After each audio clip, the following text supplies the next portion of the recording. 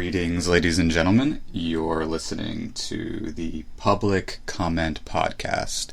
I am your host, Sean O'Connor, and this is a podcast for creative, critical, and introspective thinkers of politics and philosophy. That's actually not exactly what my slogan was. I changed the words around a little bit subconsciously by accident. Funny how those kinds of things just do happen in life. Today I'm going to be chatting with you. Well, at least there are two things that I have specifically on my agenda. But if you are a listener at this point, you know that while I have starting topics, I like to go just wherever it is I'm going to go, based on what's sort of natural in terms of the progression of my thoughts. So I outline things, I outline an agenda, but I don't like to be really contrived. Today I want to talk to you chiefly about writing, and then I want to talk to you about Senator of New York, Kirsten Gillibrand, because I may have made a little mistake about my understanding of her qualifications for president. I find myself now doubting what I thought about her initially based on some useful and wonderful Twitter correspondences I've been having. But I do want to start this conversation today. I want to talk to you about writing. And I want to start, context, because I'm not famous yet, which means many of you who might be discovering this podcast, many of you may not know me yet, and so there's a lot of missing context. I'm 33 years old, and I've been interested in writing probably since I was 8 or 9. There are very few things in life I have contemplated more than the question of writing, or what makes good writing, how one ought to write, and why one ought to write. The only topics I've probably contemplated to a similar extent would include, I think, philosophy and politics. I like to think about love and sex and really talk about those topics so much. I used to when I was younger. I used to be obsessed with talking about sex when I was younger. Now, I think it's kind of cliche. I think that's Howard Stern's thing. I think he did that. Not that I consider myself not allowed or to talk about sex, or like I'm not supposed to talk about it. It's just not, it's more of something I enjoy contemplating, not necessarily something I enjoy talking about at this point in my life anymore. I kind of enjoy the fact that love and sex and those kinds of things have a sort of place of privacy at this point in my life. Who knows how the mind evolves, but because I know I was really almost exhibitionist in the way I used to chat about sex, but I just don't really have that. I don't enjoy that kind of thing these days. I just have other things on my mind. And anyway, if I were to chat about sex, it would be probably much more of a philosophical approach. Anyway, point being, also money and fame, those are things I've thought a lot about. Or I really shouldn't say fame. Fame is sort of a weird word. I would say I've thought a lot about what it means to make your mark in the world. Not so much in the context of fame, like a movie star kind of fame, so much as someone who, what's the right word? I guess the best way to put it is I've always had this desire to be the kind of person who could be mentioned in the history books. I guess I've always wanted to be a prominent influence. And definitely one of the things that has been a factor when I've debated which mediums I've wanted to invest the most time, effort, and thought in, one of the factors has been, where do I think I can have the greatest impact and make my mark in the history books and be someone that people would consider worth thinking about in the future? I guess that's weird to think about, because that could make me come across as a narcissist, couldn't it? There are so many human beings in the world. Why should we think about... I mean, there's all these thoughts on exceptionalism and hierarchy, and I hate those kinds of topics. But I also think about the idea that there are also people who are just very interested in being public people who are really interested in the role of innovation, people who are very social, people who are interested in leadership, vision, those kinds of things, and people perhaps who want to make the history books. Maybe not everybody wants that. So I guess the point I'm trying to make is, it's not about ego for me, I don't think. This fascination I have with wanting to be remembered by my fellow humans and by posterity. It's almost aesthetic. Does that make sense? Could that possibly make sense? To close my eyes and imagine the world after me, and to think, just like the way I've read about Thomas Jefferson or John Locke or Michel de Montaigne or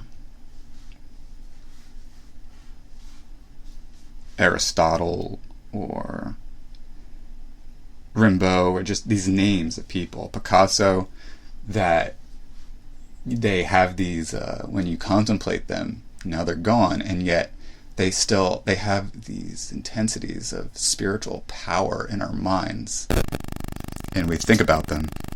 I apologize for this little strange sound. I suppose the fact is I actually don't have the finest mic in the podcasting industry. In fact, I have one of the cheapest ones. Whatever. My finances are what they are for the time being.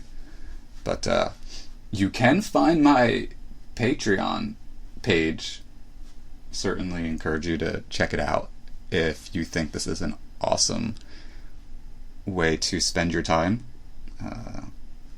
Joining in my thought stream, if you will, and offer a few dollars, and some of that could certainly go towards the investment of a better mic, though it's also not the worst microphone in the world, but there are these little imperfections about it, I suppose. So anyway, you see, I do like to digress. I don't mind. I do like it. I think a lot about writing, and I think a lot about the impact of writing that it can have, and I think a lot about the impact of media and the impact of productivity and the impact that a soul can have. Social movements, politicians, policy, these kinds of things.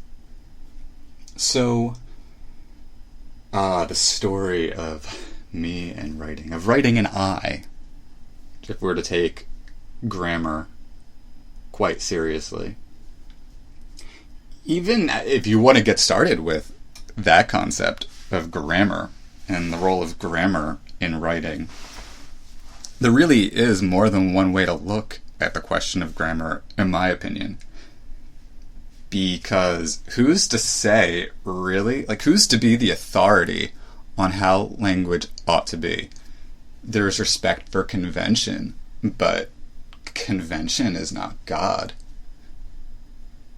So, if you want to deviate and coin your own, grammatical rules, or if you think about different accents and dialects or tendencies to break with notions of conventional English. Obviously, there's different ways to look at it. Like, from one perspective, you could think that someone comes across as ignorant. They haven't learned basic English, and there is a sort of, perhaps, sense you get that they, therefore, there's this kind of snobbery that comes with how you view people who might not have the education you have too, isn't there? And there's the context of when and where you're engaged in that communication, isn't there? Also, obviously, from a artistic and aesthetic point of view, if it's someone's passion to be a communicator, the question you probably want to ask is, what degree of thought appears to have gone into the product of communication that we are now contemplating has been produced by this person?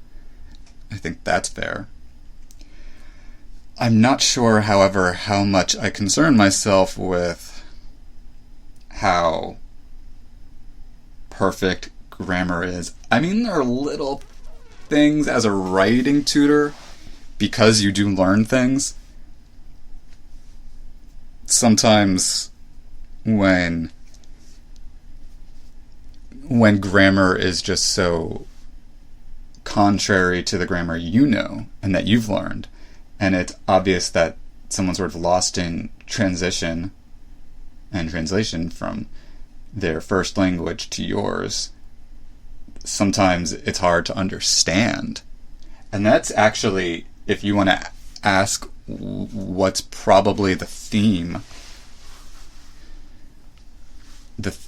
central to any conversation I want to have on writing, it really is, in my opinion, the purpose of writing is to be understood.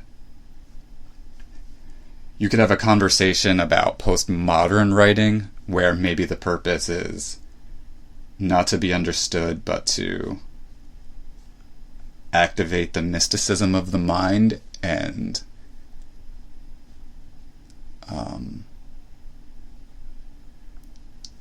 put some thoughtfulness into that aspect of life, that aspect of thought, reminding us that we'll never know everything and we'll never be perfect, and there will always be ambiguity and there will always be imperfection and these kinds of things. But to me, the dogma, the ironic dogma that seems to gravitate around a lot of postmodern philosophy and writing and communication tends to be troubling in its cynicism, nihilism, and inability to really communicate something constructive and tangible. You maybe want me to give you an example of that. What would be the best example of that? It's funny because that's the poetry that I hate to read. And therefore the poetry I just tend not to remember myself because I find it so... there's a really good quote. So I'm reading... Well, I've not gone back to it in some time, but I have this book and I have read some of it. It's called A Million MFAs Are Not Enough by Charles Harper Webb. It recently came out. It's not an old book. It came out in... Let's see here. 2016, so it's not terribly old. A very good friend of mine, the poet and philosopher Bernard Foyeth, he was the one who happened to have shown me this book, and I read part of it when he showed it to me, and it resonated with me because the theme of the book is clarity. and it sort of corresponds with my own philosophical foundational principle of the importance of clarity and what I call clarificationism, or even more exactly, practical clarificationism. That's what I call my philosophy at this point in time, anyway. Here's what he writes in the preface of his book. He says, you appreciate this, I think. Quote, "I resent poems that, like little enigma codes, require deciphering. I don't like poets to obfuscate, especially when what they've hidden proves to be fool's gold. I like poems that give pleasure and are understandable the first time through, but reward rereading with increased pleasure, depth, and resonance. Such poems enlighten as they entertain." Close quote. And that's the second to last paragraph of his preface. By the way, now that sort of sparked up in my mind a really good point that I wanted to make. Do you ever note that while written academic poetry seems to fail to resonate with a lot of people? I think the last statistic I had seen, the National Endowment of the Arts had published a survey. According to a Washington Post article, some 6% of Americans have maybe read like one poem per year, something like that. So, poetry in the sense of being this written thing that you read in a book is actually not popular at all. But in contrast, what is really popular? Songs. People love songs. People love songs. Songs make mad money, yo. They do. And in fact, probably my favorite poet, Bob Dylan, writes songs. He won the the Nobel Prize for poetry, for literature, quite recently. Was it last year? And I think there's a reason for that. There's a reason why I think songs resonate a lot better than the written poem. And I think it's not just because people prefer listening, though maybe they do. That might be part of it, as the success with the podcast industry suggests, this new boom. But also, I would note that song lyrics are often speak in a clearer language. Now, not all of them. There are a lot of songs that are cryptic, but even cryptic songs often don't really talk down to us, but say things that we can say, yeah. Just yesterday, I quoted a Bob Dylan lyric from, I believe the song is called "Meet Me in the Morning." Meet me in the morning. My enunciation was off there. Right there. I forget where I heard people talk like that from. We're talking about language, we're talking about writing, we're talking about pronunciation, all these things. Language. Las lenguas. Spanish is a beautiful language. Okay, I'll try not to do too much stream of consciousness here.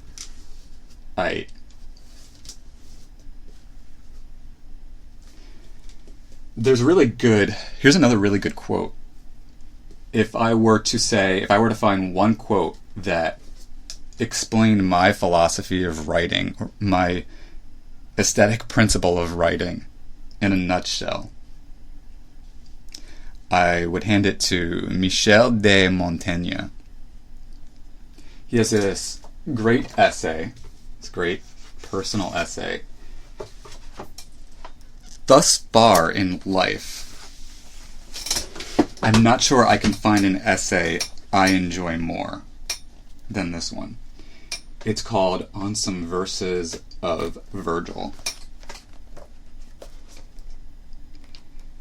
And I'm reading from translation by M.A. Screech from the big, beautiful book of the complete essays of Michel de Montaigne. And so page 987 of that. Now, I think you'll appreciate this. This, to me, explains... I just relate to this so perfectly. When it comes to writing, this is what I have to say about it. He says this, quote, "When I look upon such powerful means of expression, so dense and full of life, I do not conclude that it is well said, but thought well." Oh, I just read it incorrectly. You know when you imagine the word in front of the other word and you think you see it before you actually see it? One more time. "When I look upon such powerful means of expression, so dense and full of life, I do not conclude that it is said well, but thought well." That's what it comes down to. I do not conclude that it is said well, but thought well. Put another way then, this is me now, not Montaigne. Put another way, as I understand it, when I want to read, I'm not doing it for any kind of pretentious showiness. I'm not doing it, I don't read so that someone can show off his or her vocabulary. I'm not reading so someone can necessarily show off their eloquence. I suppose I appreciate a degree of so-called eloquence. But what it is that really attracts me about good writing is that it is a thought I can follow, that I can appreciate. Definitely. Maybe the context which leads to my bias is the fact that I've always tended to be more philosophical. And so I only tend to care about the philosophical implications of what I tend to read. Oftentimes vivid, sort of dogmatically concrete descriptions in creative writings that I've read bore me. And I don't mean that to be rude. It's just that, and I appreciate someone who can describe something very well. I really do. But oftentimes that's just not what moves me. I mean, there's something artistic about it, but I don't think that's the only way to express oneself with any kind of artistry. So, I've just not been the type to fit in, I suppose, in the worlds of creative writing. Maybe that's why I didn't get into more than one program. Could be. Despite the fact, look, I'm not the person who's going to go out there and say, I'm so great, I've done this and I've achieved that. I hate doing those kind of things. I don't like to be some kind of show-off or anything like that. I don't like to talk down at myself either. And I'm not sure... in my opinion, you're either good at communicating or you're not. And I don't mean that in the sense of saying either, quote, born with it or you're not. I just mean, to me, as I understand it, there's a lot more to effective communication, I think, especially in the context of this evolving information internet age, than what you could possibly pick up, I think, in some kind of creative writing program. I've got to tell you, I am troubled a bit and concerned a bit by the notion of a creative writing MFA program, especially one you pay for and don't get paid to do. But even if you don't some of these programs dole out a lot of money. Very few of them, but there are a few creative writing programs that'll pay $27,000 a year up to $30,000 a year.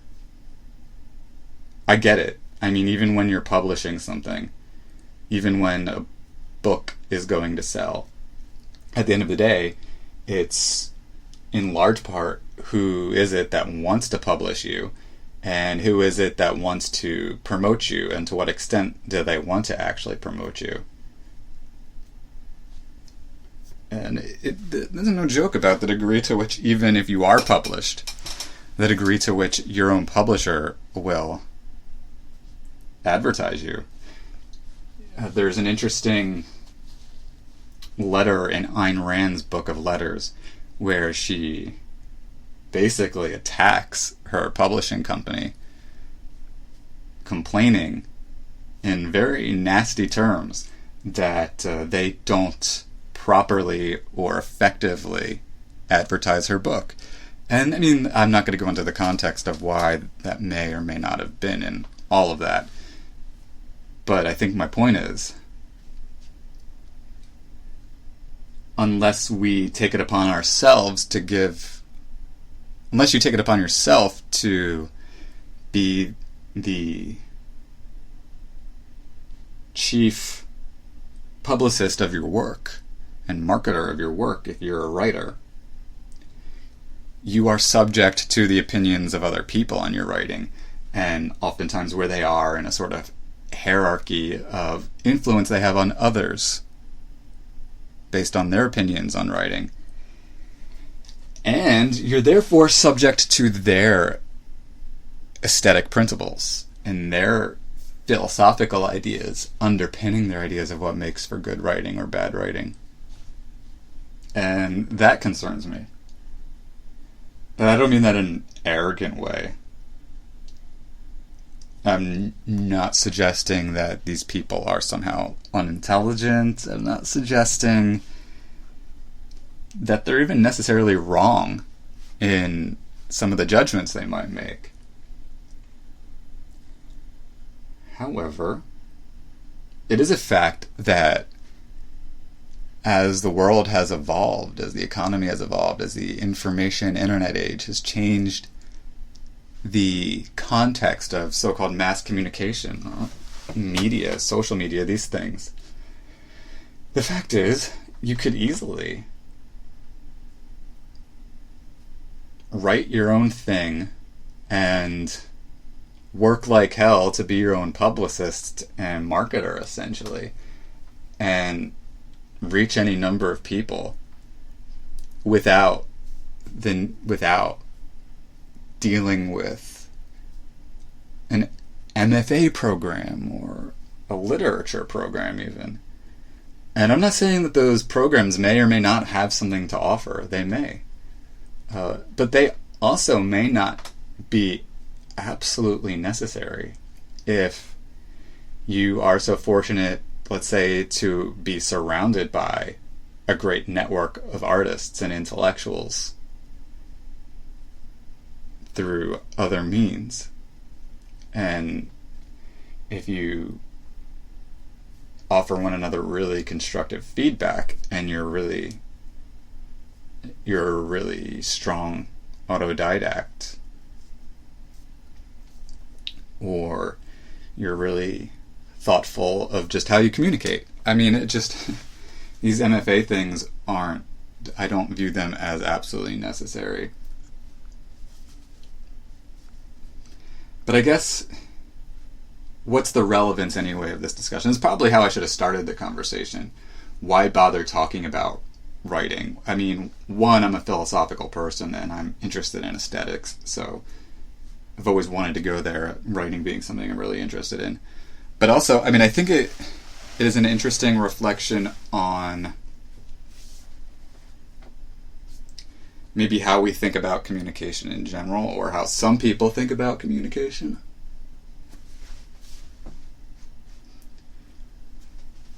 I would say.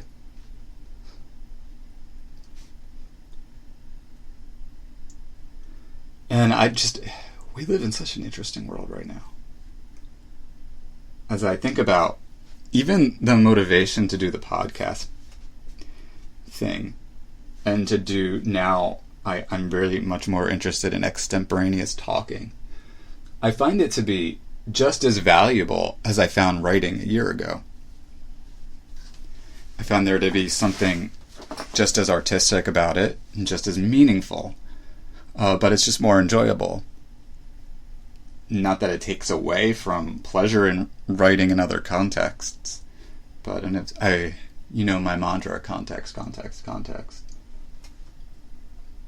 I think with the rise of the podcast and the rise of talking, extemporaneous talking, not just in the context of podcasts, but social media in general, and blogs and vlogs and things like that, I think the context in which we contemplate the role of writing, I think it's going to evolve. And I think that the role writing used to have, where a lot of intellectual discourse was much more exclusively, perhaps,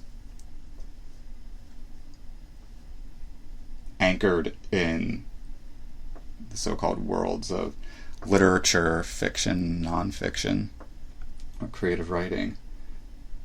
I think that sort of paradigm is being obliterated to a degree. And I think that now, instead of thinking about the concept of writing, I think we want to think about maybe the concept of communication. I think. Yeah, I like that. I'm going to write that down. Communication. And much of communication is verbal. We might even want to say verbal communication. I think verbal communication as a concept becomes more interesting today than writing does. I think it resonates with more people too. Because there's different ways you can communicate with someone verbally. And I think you probably want to take into consideration probably a number of the same things. And that, I'm thinking about like little rules of writing where people say like no adverbs. I've got to tell you the irony of that. While it is true, probably, that having an active voice as opposed to a passive voice, using your verbs, and using verbs other than linking verbs, is a sort of general idea of just being more assertive as a communicator. There's probably something to that. But to nitpick someone's writing and maybe complain too much about adverbs, as I know that I've done as a writing tutor, and I've had creative writing and other kinds of writing professors and critics subject me to. I think the irony is that the greatest of all writers end up using their adverbs. So I'm not really here to go on too much about adverbs, but I just think that it's sort of interesting how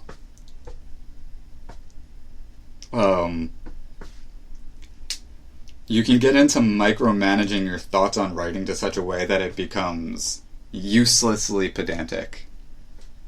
I've done it myself, so I'm not out there trying to ostracize someone as I talk about it.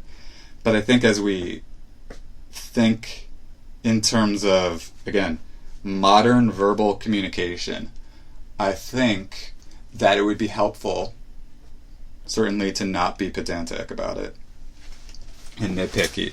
And instead, I took this course on critical writing, and I found that really useful because we talked a lot about purpose in writing. And that's probably been one of the most useful concepts I've ever been able to employ. Because when I ask myself, why am I compelled to communicate at all? What is it that I want to say? What is it that I want to achieve? That gives me a significant degree of direction. Genre, not so much. And that's one of the issues I have with a lot of creative writing programs. That's why there were a number of programs I actually didn't bother applying to. I had planned initially to apply to a lot of creative writing MFA programs, NYU, Columbia, Iowa, these kind of programs. But when I started studying in greater depth the professors and the programs, and seeing that they were very genre-centric, shall we say, I was turned off. And I just like I say, I rather think that writing is a confining way to think about communication, verbal communication now. I think that genre could be really limiting thought, and I don't think like, oh, he's a poet and shouldn't be partaking in other kinds of writing. Oh, she's a novelist and shouldn't be partaking in other kinds of writing. Oh, this person's just a journalist. This person's just a vlogger. This person's just a radio talk show host. Blah, blah, blah. I don't buy any of that. At the end of the day, there are probably people who are just very interested in verbal communication and may employ their verbal communication in different ways. That's one thing that interests me about Jean-Paul Sartre, the existentialist philosopher. He really took on different mediums quite well and was just interested in self-expression, and even more particularly verbal communication. Written verbal communication in his case, but in the 40s,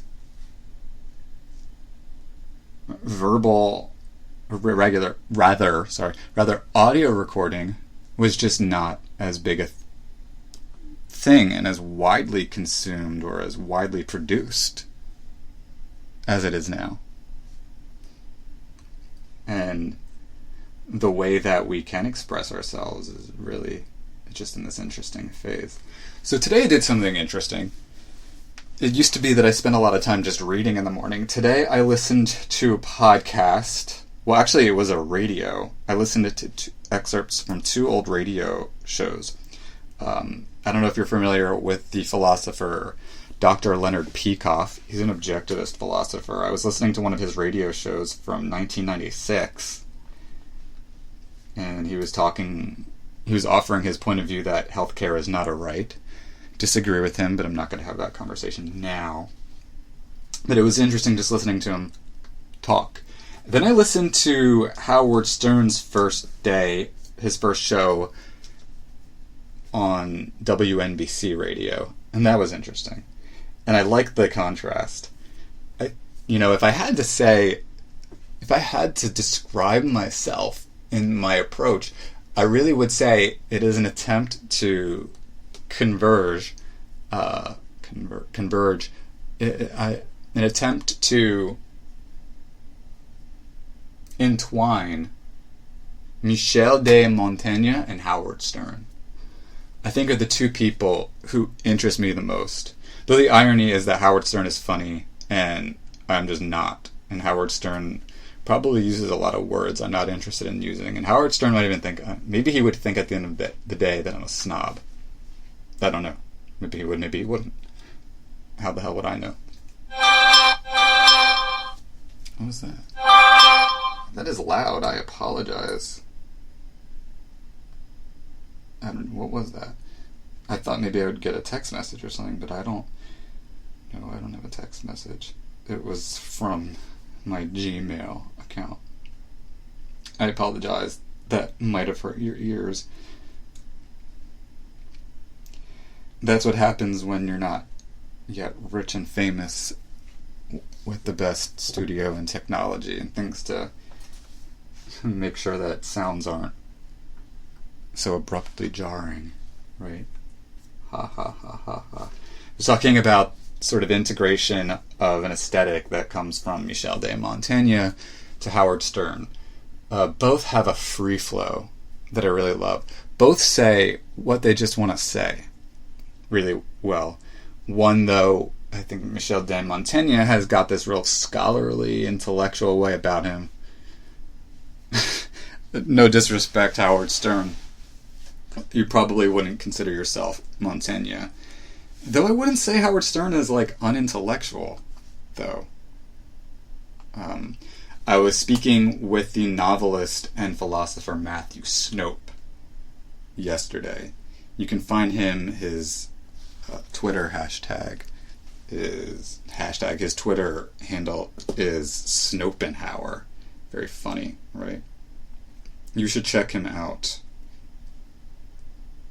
Again, I will plug him one more time. Why can't I find you?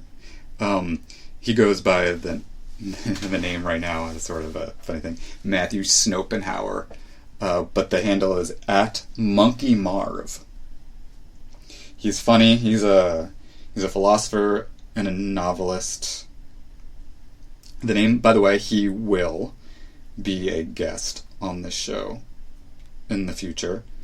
That's the plan, is to have him on and talk about his novel and capitalism and some of his philosophical ideas. The name of his novel is The World According to Geek. It's something you can go buy on Amazon if that title is interesting to you. He did not pay me in any way, shape, or form to say that. And if he did, that would be okay, because I need sponsors anyway. Why not? I need items to plug. A lot of people don't like commercials. I may have told you before. Damn, stupid microphone, stop making that sound. I don't know why it does that. If any of you out there are really good with microphones and sound, the technology behind sound, maybe you can give me some advice on how to stop my microphone from every 25 minutes or so making that weird sound. I freaking apologize. Anyway, that was me plugging Matthew Snope. But we were talking about Jesus, what the hell were we talking about now? As this microphone is making an annoying sound again, I apologize. What were we talking about? Howard Stern. Yeah, Howard Stern. He was saying, Howard Stern is really smart. And I said, I agree. Yeah, Howard Stern is a really smart guy. Howard Stern was, central, paramount to the liberation of self-expression on radio. And one can't downplay that. Just like Michel de Montaigne was really central in, some people credit him with the invention of the personal essay. Just, really self-expressing in words beyond the scope of what other people might have thought would have otherwise been a sort of like free verse poetry kind of journal entry concept kind of thing. Two guys that I admire who really paved the way for free expression. Free expression is so important to me. And I tie that to my thinking on writing. Again, in verbal communication and free thought. And the importance of not inhibiting people too much with rules. I get that we have to have principles.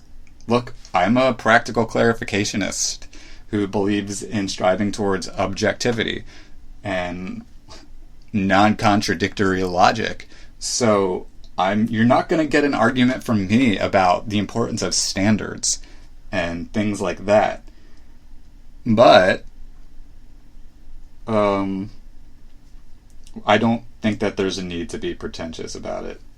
And it is interesting if you listen to something like Howard Stern, because he doesn't present himself, he doesn't sell himself, let's say, as like a creative nonfiction writer or a personal essayist.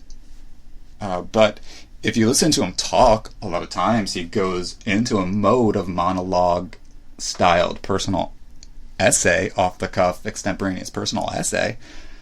So that's why I've got issues with verbal communication and genre to some degree. Not to say that we shouldn't categorize things and have genres. Not to say, again, that we shouldn't have certain rules and principles. But at the end of the day, I think what's got to go on is got to be what's on your mind. And can you just communicate that effectively? I think one of the things that frustrated me in my time on the College Voice student newspaper was that it felt like the whole journalism thing was often really confining, even as an opinion page writer or columnist, because I had a lot of thoughts that were not conventionally what you might think of as journalistic. I was contemplating a lot of subjects that might not fit that mold of what a newspaper would publish. And I was frustrated because I did want to be a contributor to that newspaper. And so there was always this conflict between how to spend my time. Did I want to spend my time really being honest with what was on my mind as directly as possible? Or did I want to write something that would suit that medium based on the expectations and standards that I thought were confining me? And that was like a not cool thing. So yeah, ever since I started with the whole ever since I started this, right? The public comment thing started essentially as a video blog. It's now a podcast. And I had this vision. I was really depressed. It was back in, April, May. It was probably May. Early May, I think. And I was feeling really depressed. I hadn't gotten to the creative writing programs. The creative writing program I did get into didn't want to pay for me and didn't want to give me a job, a teaching assistantship or a graduate assistantship. And I had no idea what the hell I was going to do. I was caught off guard by that. I did have a good GPA and was a really devoted student and proud of my portfolio and all these things. Maybe it was a little cocky on my part. Fine. It happens. It was a mistake. But I guess I did imagine I was going to get that graduate assistantship, and I didn't. So I was taken off guard, and I was just feeling really depressed about it, and I said, God, just, to quote Robin Williams, fuck it all. I just said, you know what, I just want to express my thoughts, and I don't want to have to conform to anybody's rules about how I ought to express my thoughts. I just want to be free to say what I think, how I think it. And I don't want to get a grade on it and feel like, oh my God, I used too many adverbs, or I didn't say it the way this person wanted me to say it, or it wasn't poetic enough, or it wasn't journalistic enough, or it wasn't bloggy enough, or it wasn't cool enough, or blah, blah, blah, So and that's what really attracts me about Montaigne and Howard Stern. They both come across to me as people who were just really into, free verbal communication.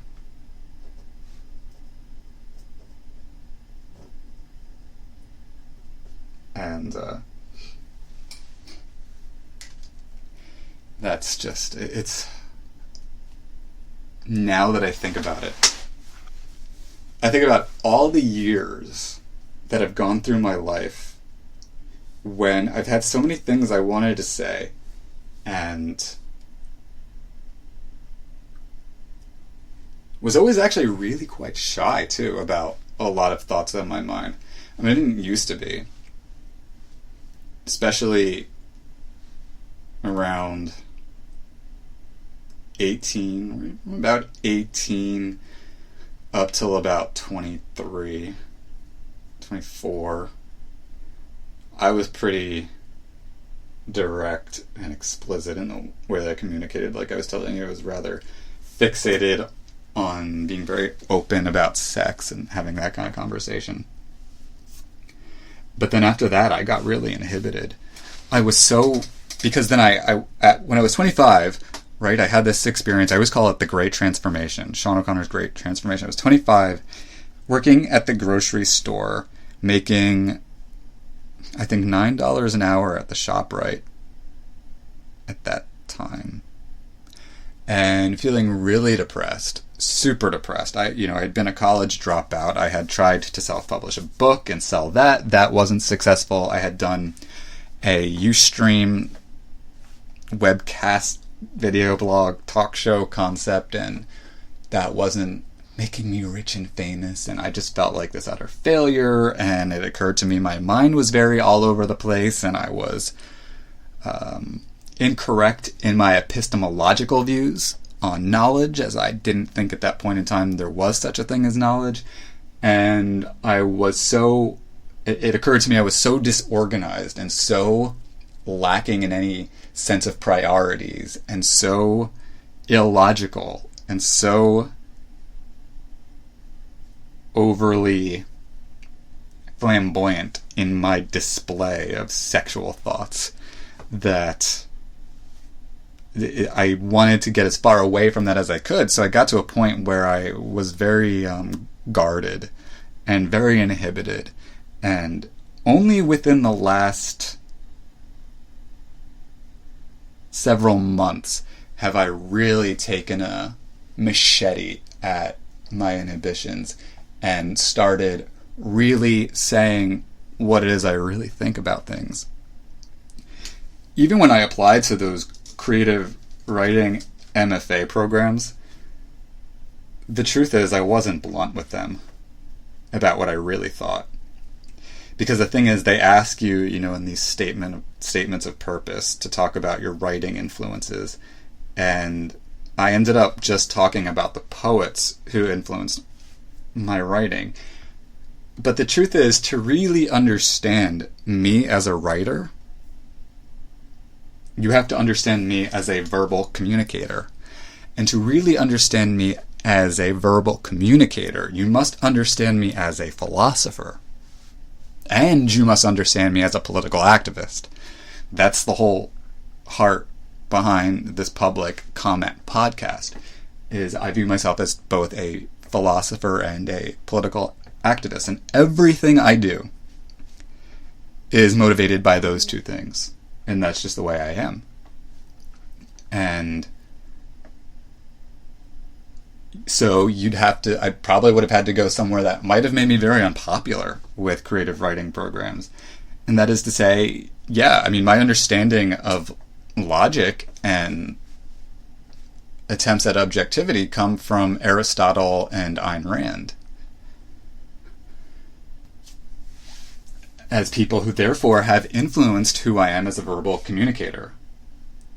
And also Michel de Montaigne and Howard Stern, and to a degree Fyodor Dostoevsky as well, in the voice in his novels, have that similar style of verbal communication that I really admire. Interestingly, even in politics, I suppose if Donald Trump will end up getting credit for one thing, it is the fact that I don't want to use the word liberated, though. Donald Trump said a lot of things that we all, I think, felt no politician was supposed to say or would say. I don't like to give him credit for that, because I think Donald Trump is the worst thing to happen to this country in a very long time, since the Vietnam War and the draft and the atrocities those people who engaged in the various discriminatory policies in this country. Let's just say Donald Trump, I think, is very awful in his pathological lies, his obstruction of justice, his disinterest in basic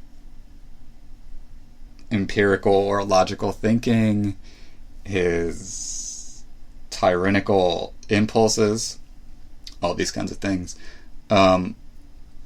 But if I were to tell you to go back to my days as a politician or someone who ran for political office 3 times, one of the things I can tell you is that I often felt very constrained in my rhetoric. I was always thinking, making calculations like, well, this is what I really think, but if I say this and put it this way, I might lose possible voters. But that's one reason why I even think, though the irony is, even Donald Trump is probably making some kind of calculations based on that too, in his own way. But my point being that he changed the way we think about political rhetoric. Not for the better, really. Though you might argue that the silver lining is that now we understand why there's something romantic about diplomacy speak, if you will.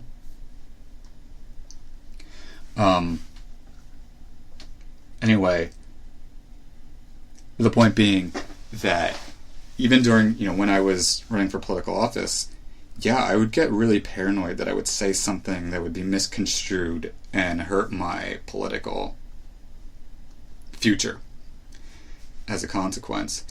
And now as I think about God, how inhibited I was, how repressed I was, and as I just think about myself now, I just go back to this point that one thing I do not want to be is stifled in my verbal communication.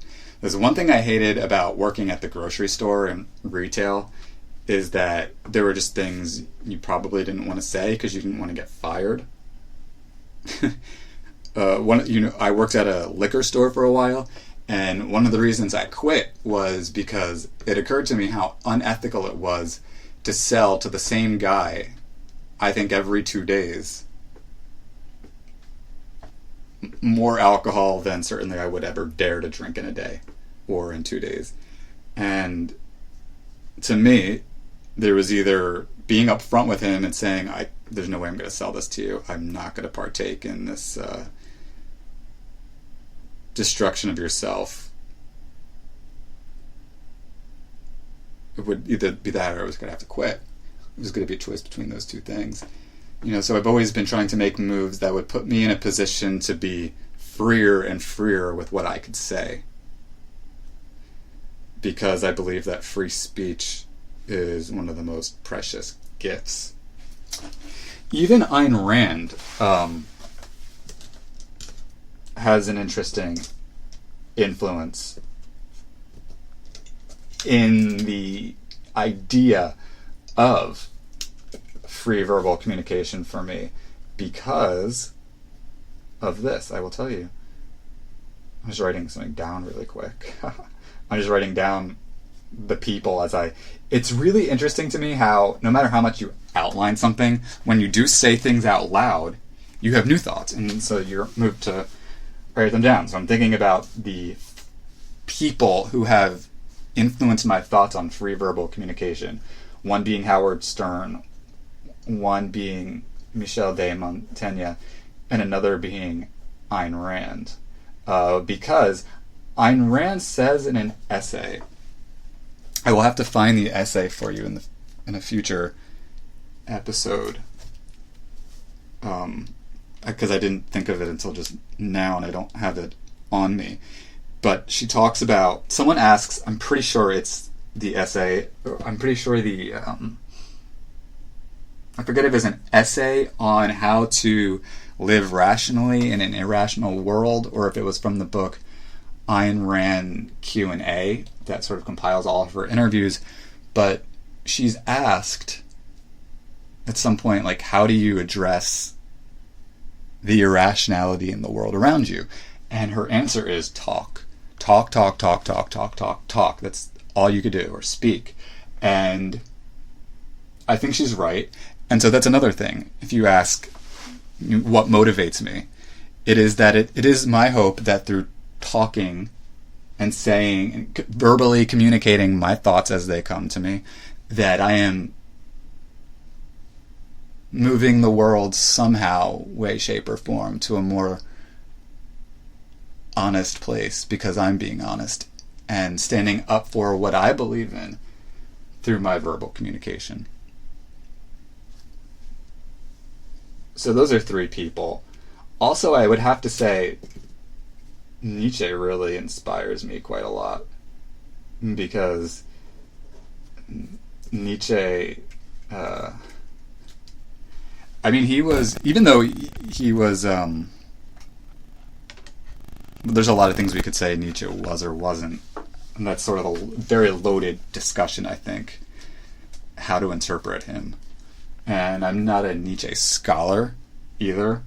See, it's easy for me to talk a lot about Ayn Rand because I've read probably everything she's ever written, or just about everything she's ever written. I even have her journals and her letters, including every book, and I've read it all. I spent years just really reading Ayn Rand and contemplating her. By the way, if you're new to this, no, I'm not an Ayn Randist. I'm not an objectivist. Though I'm also not unilaterally anti everything about Ayn Rand. I actually think there's a lot that can be gained from contemplating her. So I'm not a Nietzsche scholar, but he was very much about a free mind, very much about people not thrusting these arbitrary rules on you. And I apply that very much so to the way I communicate verbally and think as well. Did I cover everything I wanted to say on writing at this point and tying writing to verbal communication? Yes, I did. Then that moves me to the next topic. And I'm not going to talk so much about this because this goes over the hour mark, and I would like to try to keep these probably not much more than an hour every day. Maybe on days like today where I do have a bit of extra time, I'm happy to maybe take it to 90 minutes, but if I have to, I'm going to try not to, because your time is valuable. And there are other things you want to listen to, and I'm lucky that you would give me the time you do give me. But I told you I was going to talk about Kirsten Gillibrand, Senator of New York, and it is important for me to bring that up. She had been my top choice for president based on all that I had seen, based on what all of the candidates had to say, based on what I knew of their records thus far. What was most impressive to me about her was her ability. Speaking of verbal communication, she is very eloquent, in my opinion. And also, I think has a really solid sort of philosophical understanding of where we need to move as a country. She puts it really well, understanding that capitalism as such is not the problem, but greed is, and how greed interferes with the market that we live in today. She understands that. She puts it in such a way. Whereas, for example, Bernie Sanders really goes in a sort of all-out attack on capitalism. And a lot of people go on these all-out attacks on capitalism or big business very arbitrarily, or not arbitrarily, rather with like in a way by way of stereotype or overgeneralization or victimization or scapegoating of the rich. I think that's all really quite inappropriate. I think good for you if you are able to be financially successful. Just don't do it by exploiting other people. And just don't do it through other nefarious means. And I just think that Gillibrand understands that sort of nuanced way of thinking about it really well. That said, I owe special thanks to someone who goes by Cabin Loon on Twitter, at Cabin Loon. At Cabin Loon brought to my attention an article by Politico about a scandal within the Gillibrand campaign. It was written by Alex Thompson and Daniel Strauss, published on March 11th, did not get a lot of media attention, that's for damn sure, because I hadn't heard of it, and I always have the media on. And they didn't really talk about it so much, and it's certainly not something that, for example, she was asked to answer for in the last debate. It's certainly not something I've heard any pundits talk about. But there was a resignation.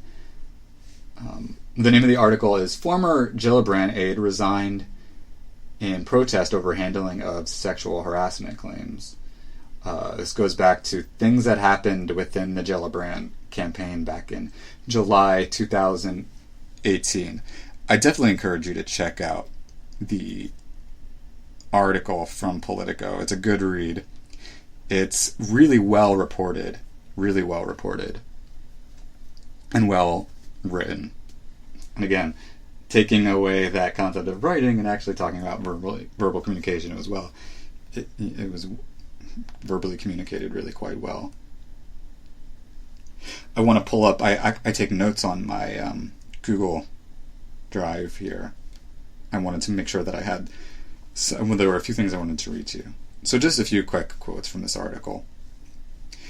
In July of 2018, a female staffer who wanted to be anonymous alleged one of Gillibrand's closest aides, who was a decade her senior and married, repeatedly made unwelcome advances after the senator had told him he would be promoted to a supervisory role over her. She also said the male aide regularly made crude, misogynistic remarks in the office about his female colleagues and potential female hires. Less than 3 weeks after reporting the alleged harassment and subsequently claiming that the man retaliated against her for doing so, the woman told Chief of Staff Jess Fassler that she was resigning because of the office's handling of the matter. So Politico then, reached out to Gillibrand to get a quote from her, and this is what Gillibrand had to say. "These are challenges that affect all of our nation's workplaces, including mine, and the question is whether or not they are taken seriously. As I have long said, when allegations are made in the workplace, we must believe women so that serious investigations can actually take place. We can learn the facts and there can be appropriate accountability. That's exactly what happened at every step of this case last year. I told her that we loved her at the time, and the same is true today. 2 weeks ago, however," this is in response to what Gillibrand said, "Politico presented the office with its own findings of additional allegations of inappropriate workplace conduct by this guy Malik. Among the claims were that he made a joke about rape to a female colleague, a person whom the office had failed to contact last summer despite repeated urgings by the accuser." Then Gillibrand's office did open a new investigation and ultimately dismissed this guy. But the woman who made the initial complaint, this is what she said then to Politico. "When I had the courage to speak up about my harasser, I was belittled by her office and then treated like an inconvenience. She kept a harasser on her staff until it proved politically untenable for her to do so." Bottom line then, the point that I want to make is that it would appear there were serious concerns about this guy, and that he basically got away with it until there were more and more concerns expressed. And that does raise the question of, was it a political calculation by Gillibrand to get rid of this guy? Or, was there something unkosher about the initial allegations? I don't know. But it does seem that there was an awful track record with this guy and that it was perhaps not being taken seriously. So as we're contemplating Gillibrand here, who, maybe Politico got other quotes that they didn't publish that would have been more in her defense. I don't know. That could have spoken to more to what she would have to say about that. Maybe what I'll do is to even call the campaign office and maybe get a comment. That might be something interesting to do. But it does seem that there might be a little bit of hypocrisy on the part of Gillibrand because she's considered like a Me Too senator. She's someone who's really champions women's rights and these kinds of things. And the question is, how did this guy get away with harassing one woman, not really lose his job, but then other people came forward and only after a major media organization put it in their faces, all of a sudden then he is fired. So why exactly was he given the leeway he was given, or the second chance that he was given? What was the nature of that? Was it because Gillibrand didn't want to look bad? Like, what goes behind that? That's something I want to know. So, I don't know, maybe I was wrong, and maybe Gillibrand is not as sharp philosophically as I thought she was. Maybe she's just very eloquent, but maybe she's not. Maybe she's a good talker, but not really a good politician. I don't know. Again, I do believe that it would probably be a good idea to see if I could get her to comment, or her campaign to address this in better detail. Not that I'm trying to say that I doubt Politico, not trying to say I doubt the women. Again, at this point, it's very damning on the part of Gillibrand, it would actually seem. However, it's also the case that I don't know that Gillibrand was pressed really aggressively on the issue either. That is to say, there's a quote there, but there's no video clip of an interview here that I'm able to look at. And I do always want to get as holistic a picture as I can. But I mean, I lean towards being rather bothered by how this looks. And not because, look, Gillibrand could have been a lot more, or her campaign, I think, could have been less ambiguous in how they addressed the issue. And could have said, it was a mistake not to have let this person go initially. We regret that. Or something to pay tribute to the fact that it was just not taken as seriously, perhaps, as it should have been. The fact that there is no quote in this Politico article addressing that. If it's, in fact, the case that the campaign had nothing to say to that end, I am a little troubled, because we do live now in this Me Too era where people who are speaking out should not be. I mean, Gillibrand is supposed to be speaking out on this and not be a hypocrite. As you may know, she was one of the people who was prominent in calling out for Senator Al Franken to resign when there were accusations about his sexual misconduct allegations. So yeah, I'm a little troubled by Gillibrand, and I just wanted to be on the record as saying, though in the past I had acted as if she was the greatest candidate among the options, I have my doubts at this point, and I'm starting to think more about maybe putting more thought to Elizabeth Warren or even Amy Klobuchar, those two senators at this point. Anyway, that's going to be it for today, folks. I want to know what you think, though. If you have any thoughts on any of the topics I've discussed, I want to hear what you have to say. And I also hope that you would be willing to check out my Patreon page and perhaps contribute a few dollars. You can go to... Wow, that sounds really bad. I can't even tell you where to go, can I? Well, you could check out the main podcast site, publiccomment.podbean.com, and you could find me that way. Or you could go to patron.podbean.com/publiccomment, and you could donate right there to the Public Comment podcast and help make this a more prominent podcast and compete with the other ones out there. I want to thank you again so much. If you have thoughts, again, put them out there. If you have criticisms, I mean, if I didn't touch on something enough, There are probably other things that I would have liked to go into. I'm really interested in, for example, the Beat Poets and Charles Bukowski. They play a role in my thought on verbal communication as well.